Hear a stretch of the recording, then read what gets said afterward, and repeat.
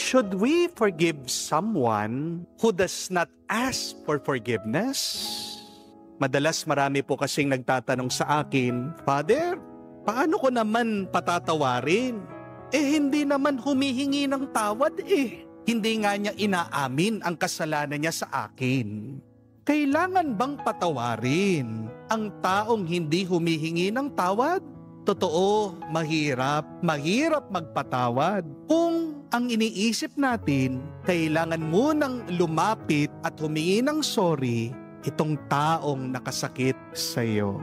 Pero, mga kapatid, tandaan niyo po, forgiveness is not about them. Forgiveness is about you.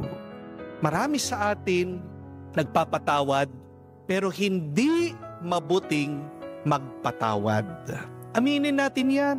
Sinasabi nyo, ay, wala na sa akin. Nakalimutan ko na yon. Pero kapag nakita yung taong nakasakit sa kanila, sisimangot, nagbibwisit ka. Di po ba? Many of us forgive half-heartedly. Many of us forgive only in our mind, but not in our hearts. And many of you forgive in words, but not in deeds. Amen?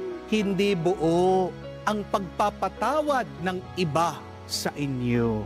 Ang tanong, paano mo ba alam na tunay ka nang nakapagpatawad sa isang tao? Ito po, ang tanda na pinatawad mo talaga ang taong nakasakit sa iyo ay kapag naaalala mo